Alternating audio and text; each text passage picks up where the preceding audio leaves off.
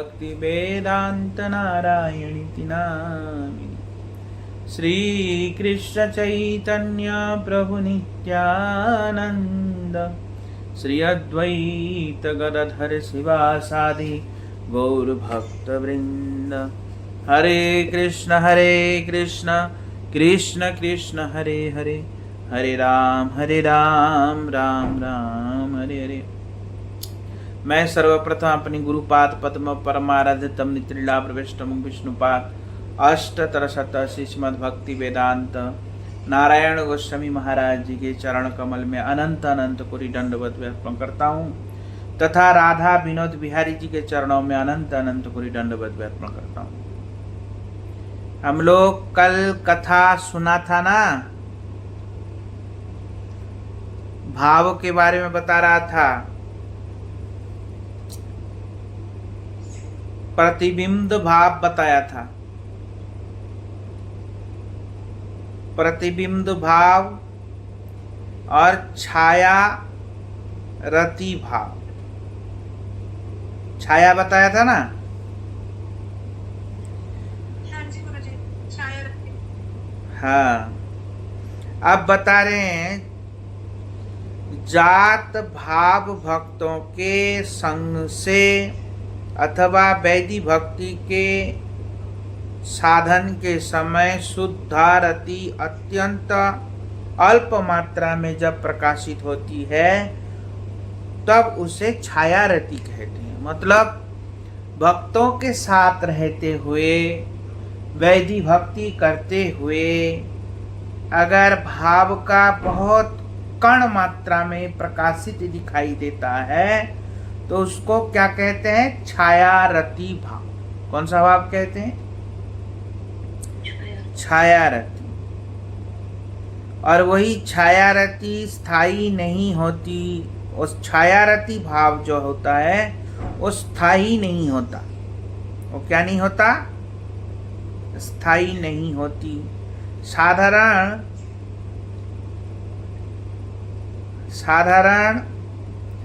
अतत्वज्ञ लोगों में भी भक्त संग के प्रभाव से कभी कभी ऐसी रति देखी जाती है। छाया अर्थात शुद्ध रति की कांति स्वरूपा रति का उदित होना ही भी जीवों के लिए बड़े सौभाग्य की बात है। ये शुद्ध रति, छाया रति मतलब क्या? शुद्ध रति। प्रतिबिंब का मतलब क्या है? प्रतिबिंब का मतलब होता है अपने। अच्छा, प्रतिबिंब श्रेष्ठ है कि छाया श्रेष्ठ है? ये बहुत बार बताया मैंने। बताना, दरवाजा बंद कर दो। प्रतिबिंब श्रेष्ठ है कि छाया श्रेष्ठ है?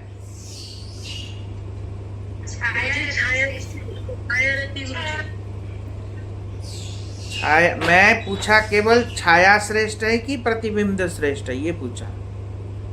गुरुजी छाया जी। किस लिए? छाया किस लिए श्रेष्ठ है? क्योंकि गुरुजी बताया तो था गुरुजी की छाया हर समय हमारे साथ होती है गुरुदेव।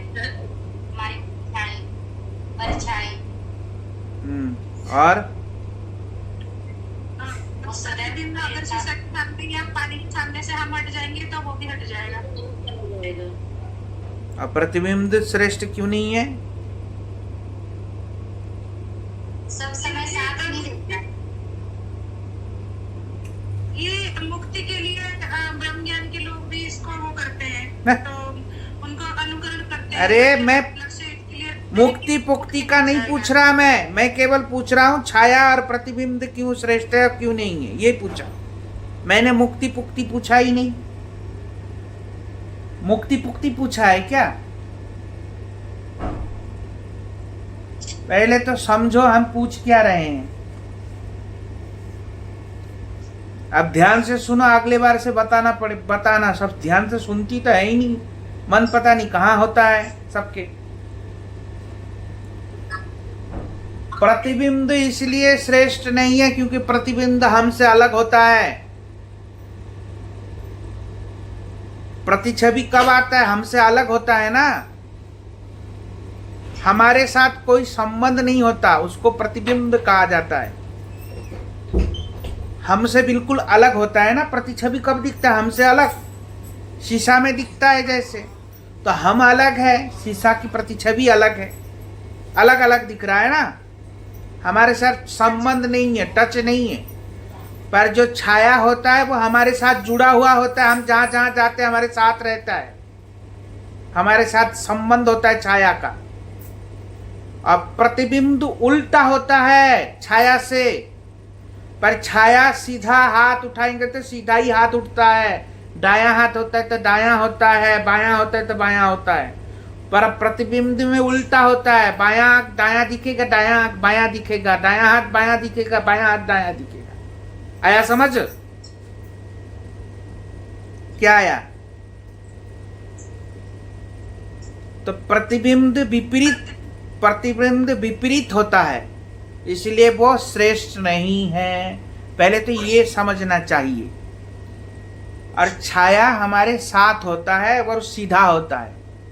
आया समझ? इसलिए वो श्रेष्ठ है।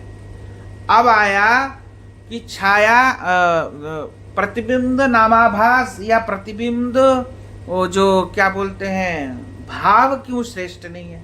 क्योंकि प्रतिबिंब का भगवान से कोई संबंध नहीं है, उसका केवल मुक्ति से मतलब है। आया समझ? वो भगवान से उसका जुड़ा नहीं है, उसका लक्ष्य है मुक्ति। आया समझ में? इसलिए वो छाया प्रतिबिंब नाम श्रेष्ठ नहीं है, प्रतिबिंब भाव श्रेष्ठ नहीं है। अब आया छाया। अब ये छाया जो भाव है ये भगवान के साथ संबंध है, जुड़ा हुआ है।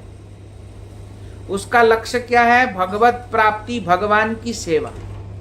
इस भाव से उसके अंदर ये भाव लक्षण कभी कभी दिखाई देता है, सब समय नहीं, कभी कभी यदा कदा समय दिखाई देता है। अश्रु आ जाता है, भगवान की सेवा की लालसा से हमारा कब सौभाग्य जागेगा, और वो इतना हो जाता है कि उसको नींद नहीं आती, भूख नहीं लगता, प्यास नहीं लगता, ये सब भी होता है उसके साथ।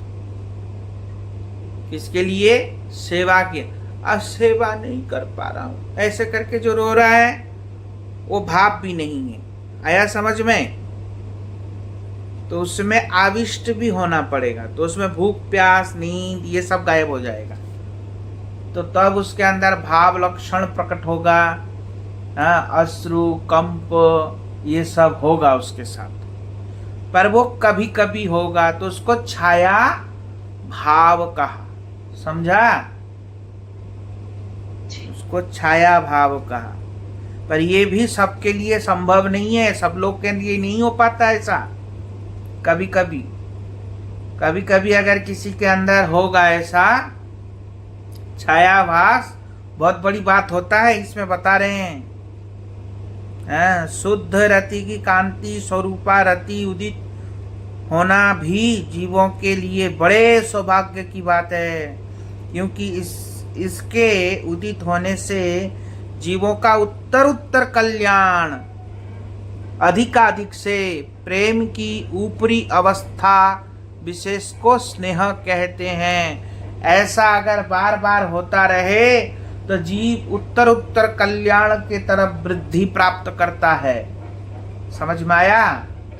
अगर उसको कभी कभी ऐसा हो जाएगा, रोएगा, सोएगा नहीं, खाएगा नहीं, नींद नहीं आएगा, भूख नहीं लगेगा, प्यास नहीं लगेगा, और मुंह में छाले पड़ जाएंगे और अश्रु निकलेगा, तो क्या होगा?